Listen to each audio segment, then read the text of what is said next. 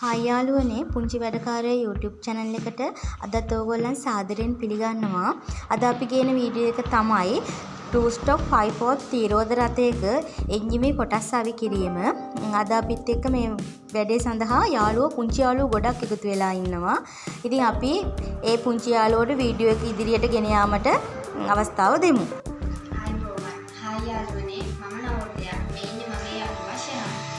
අපි මේක පෙර වීඩියෝ කිහිපයක් ඔයාලට දාන්න තියෙනවා. හැබැයි අද තමයි ඔයාලට කතා කරන පළවෙනි දවස. හායි යාළුවනේ වැඩි විස්තර කතා නොකර අපි අපේ මෙකැනික් මාමා එහෙනම් අපි එන්ජිමේ කොටස් ටික හඳුනා ගනිමු. මේ මානේ මොකද්ද? ඕක දුවේ 2-stroke තිරෝධ රථයේ ඉන්ජින් වීල් එක. මේ මොකද්ද? ඕක තමයි දුවේ 2-stroke තිරෝධ රථයේ ක්ලච් ගෙඩිය. එතකොට මාමා මේකෙන් සිදුවන කාර්යය මොකද්ද? ඕකෙන් තමයි පුතේ තිරෝධ රථයේ ගියර් බොක්ස් එකයි එන්ජිම අතර තියෙන සම්බන්ධතාවය ඇති නැති කරන්නේ. එතකොට මාමේ මේක ඒක තමයි පුතේ 2-stroke තිරෝධ රථයේ ට්‍රැන්ක් එක. එතකොට මාමේ මේ රත්තරන් පාට කැල්ල මේ බැරල් එක මොකද්ද? ඒක පුතේ බැරල් එකක් නෙවෙයි. ඒකට අපි කියන්නේ පිස්ටන් එක කියලා. රත්තරන් පාටින් මේ ඔයාලට පේන්නේ රොඩ් එක. මේක ඒක තමයි පුතේ 2-stroke තිරෝධ අපි ඉස්සරහ ක්ලච් ගෙඩිය කියලා එකක් කතා වුණේ. ඒ ක්ලච් ගෙඩිය හය වුණාට පස්සේ ඉතින් හය වෙන හවුසින් එක. මේක තමයි ක්ලච් ගෙඩිය. මේක එන්ජිමේට මේ අතර හය වුණාට පස්සේ මේ හවුසින් එක වෙන්නේ මෙහෙම. එතකොට මාමේ මේක මොකද්ද අපිට මේක ගැන කියලා දුන්නේ නැහැ.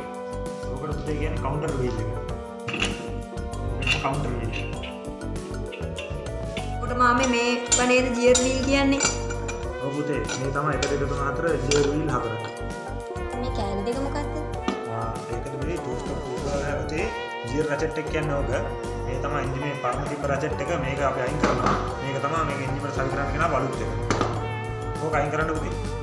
එතකොට මාමේ මේත් එක වගේ කෑලි දෙකක් නේ. ඔව් පුතේ. ඕක මේක තමයි 2-stroke wheel එකේ රීඩ් වැල් එක කියලා කියන්නේ. මේක අපි එන්ජින් එකට හයි කරන්න කියන බලුත් කෑල්ල.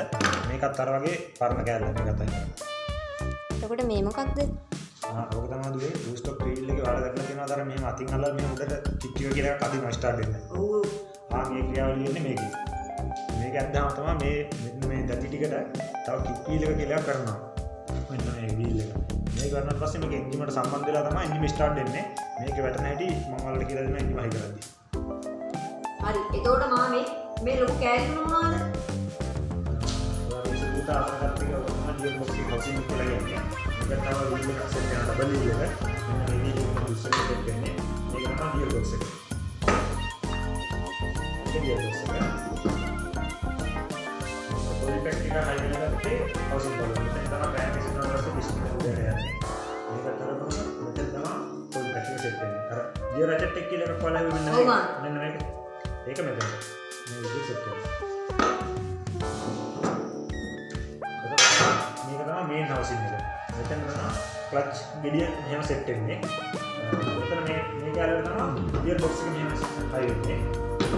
අනිත් පැත්ත හරවනවා පිස්ටන් එක උඩට යන තැන රැන්ක් එක අනිත් පැත්ත මෙහෙම සෙට් වෙන්නේ. මේ බලුව අපිට මෙහෙම හරවනවානේ.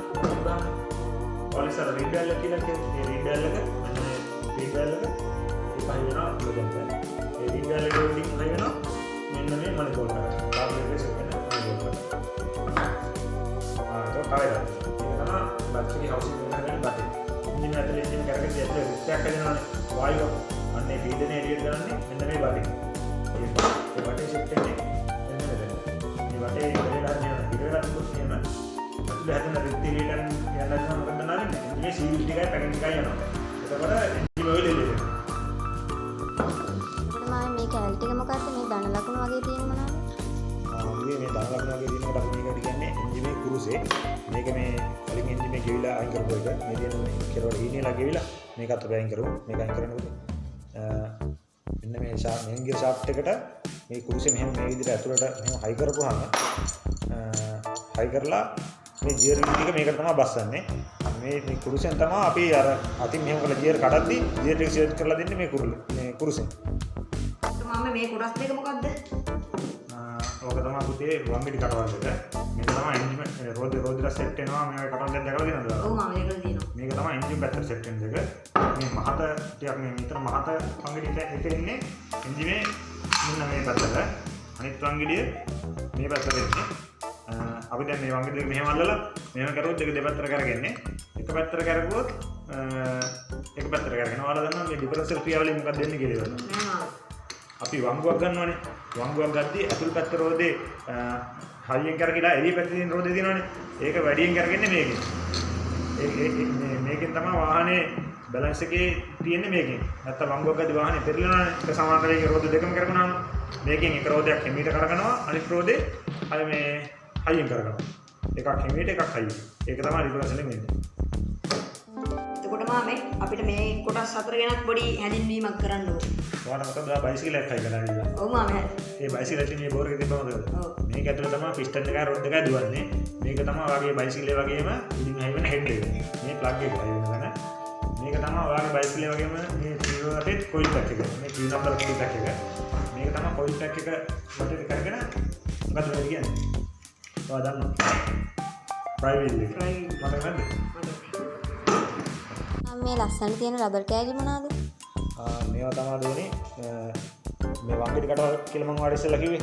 මේක ඇතුළේ ඇක්සල් එක වටනවානේ. ඒ ඇක්සල් එක මේ යකඩ වදින්න තියෙන කෙටෙන හින්දා මේක ඇතුළට එනවා මෙන්න මේ රබර් කෑල්ල. ඒ වගේ කෑලි හතරක් තියෙනවා රෝදක දෙකයි එන්ජිමඩ දෙකයි. මේ රබර් කෑලි දෙක ඇවිල්ලා අපි අර ඔයාලා කික් එක ස්ටාර්ට් වෙන එක මතකද? මේ කික් එක මෙතනට වදින්නේ. මෙන්න මේ මෙතනට මෙහෙම වදුනාම මේ රබර් දෙක මෙහෙම සෙට් වුණාම